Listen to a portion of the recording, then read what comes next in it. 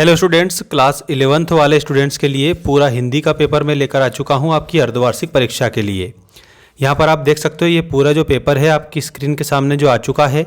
इसमें जितने भी क्वेश्चन दिए गए हैं सारे के सारे क्वेश्चन आज आपको मैं बताने वाला हूं। पूरा पेपर आप लोगों को बताऊँगा और वो भी हल सहित। जल्दी से जल्दी सभी बच्चे चैनल को सब्सक्राइब कर लेना, क्योंकि आपका कक्षा 11वीं का हिंदी का पेपर आज मैं बता रहा हूँ। इसी तरीके से आपके सारे सब्जेक्ट के पेपर में बताऊँगा। आइए स्टार्ट करते हैं पहले क्वेश्चन से। पहला प्रश्न है, सही विकल्प चुनकर लिखिए में। देखिएगा, रचना के अनुसार वाक्य के भेद होते हैं। दोस्तों, रचना के आधार पर आपसे पूछा है इसमें, तो रचना के आधार पर 3 होते हैं। इसके अलावा अगर आपसे अर्थ के आधार पर पूछते हैं तो अर्थ के आधार पर 8 होते हैं, और इसके अलावा वाच्य के आधार पर पूछते हैं तो वाच्य के आधार पर 3 होते हैं। तो रचना के आधार पर कितने होते हैं? 3 होते हैं। यहाँ पर ऑप्शन नंबर 3 वाला करेक्ट करेंगे, जो कि यहाँ पर दे रखा है। कौन से में? सेकंड नंबर पर दे रखा है। जो 3 लिखा हुआ है ना, 3, ये भेद होते हैं इसके।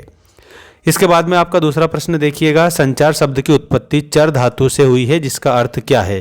देखिएगा, संचार शब्द की जो उत्पत्ति हुई है वो है चर धातु से हुई है, ठीक है। और चर का अर्थ क्या होता है? तो चर का अर्थ होता है चलना, ठीक है।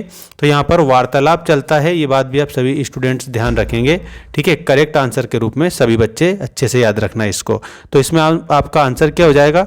इसमें आपका आंसर हो जाएगा चलना, ठीक है। इसके बाद में चित्रपट संगीत का पर्याय कहा गया है। चित्रपट संगीत का पर्याय किसे कहा गया है? तो इसमें आप लोगों को मैं बता देता हूँ, इसमें आप लोगों का आंसर हो जाएगा लता मंगेशकर को, ठीक है। क्योंकि जो लता मंगेशकर है ना, इन्होंने बहुत सारे 30,000 से भी ज़्यादा गाने गाए हैं, ठीक है। और अलग अलग प्रकार की भाषाओं में इन्होंने गाया है। हिंदी का प्रथम उपन्यास माना जाता है। ये आपका अगला प्रश्न ये रहा, हिंदी का पहला जो उपन्यास है वो किसे माना गया है? वो माना गया है परीक्षा गुरु को, ठीक है। सभी स्टूडेंट्स याद रखना, परीक्षा गुरु एक हिंदी का पहला उपन्यास है, ठीक है। तो आप लोगों को ऐसे सीख जाना है बढ़िया ढंग से। चैनल को सब्सक्राइब करके रखना। ऐप की लिंक मैंने डिस्क्रिप्शन में डाल रखी है, डाउनलोड जरूर करें सभी बच्चे। इसके बाद में देखिएगा, कविता आओ मिलकर बचाएं में चिंता व्यक्त की गई है। किस पर व्यक्त की गई है? तो ग्रामीण समाज की चिंता व्यक्त करी है, ठीक है। ये आप सभी बच्चे याद रखेंगे। और ग्रामीण समाज के अलावा देखो इसमें 2 ऑप्शन सेम है, सिमिलर है, और एक आदिवासी समाज की भी करी है, ठीक है। तो 2 ही ऑप्शन में सही है, ये बात ध्यान रखना सभी बच्चे, ठीक। अगला देखो, विराट के प्रति जिज्ञासा की भावना किस में मिलती है?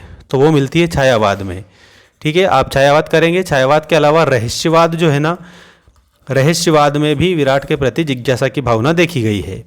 इसके बाद में देखिए, रिक्त स्थानों की पूर्ति कीजिए वाला प्रश्न आपके लिए आ चुका है। आदि कवि वाल्मीकि कृत रामायण एक क्या है? तो रामायण क्या है? रामायण साथियों ये महाकाव्य है। अगला है डायरी नितांत। तो डायरी नितांत वैयक्तिक रचना है, क्योंकि इसमें व्यक्तिगत जो बातें हैं वो की जाती है, इसलिए आपको वैयक्तिक इसमें आंसर लिखना है। देखिए नेक्स्ट, भारतीय संगीत में मुख्य वाद्य क्या रहा है? तो यहाँ पर वीणा दे रखा है, लेकिन आप लोगों को याद रखना है मुख्य वाद्य सितार या फिर वीणा रहा है, ठीक है। अगला देखिएगा, धनराम 3रे दर्जे तक स्कूल गया था, ठीक है। तो धनराम 3रे दर्जे तक स्कूल गया था। गीत फरोश कविता के रचयिता कौन है? तो यहाँ पर भवानी प्रसाद मिश्र की रचना है गीत फरोश, चकित है दुख बुनी हुई रस्सी। इस प्रकार से आपको याद रखना है। नेक्स्ट देखिए, राजनीतिक की जनता को बड़े बड़े क्या दिलाते हैं? सपने दिखाते हैं और दिलासे दिला देते हैं। यहाँ पर सपने आपका इसमें आंसर हो जाएगा। अब आता है हमारी सही जोड़ी बनाइए वाला प्रश्न। जल्दी से जल्दी आप इसको देखेंगे और कंप्लीट करेंगे। देखें आप यहाँ पर भाव पल्लवन। भाव पल्लवन को क्या कहते हैं? भाव पल्लवन को भाव विस्तार के रूप में भी जाना जाता है। इसके बाद में संक्षेपण भाव। संक्षेपण में याद रखिएगा, संक्षिप्तता होती है, पूर्णता होती है, स्पष्टता होती है और शुद्धता होती है। विभत्स रस का स्थायी भाव क्या है? तो विभत्स रस का स्थायी भाव जुगुप्सा या फिर घृणा है, ठीक है। जुगुप्सा या घृणा। मानव ज्ञान से संबंधित सूचना जो है विश्व ज्ञान कोश आप आंसर करेंगे इसमें।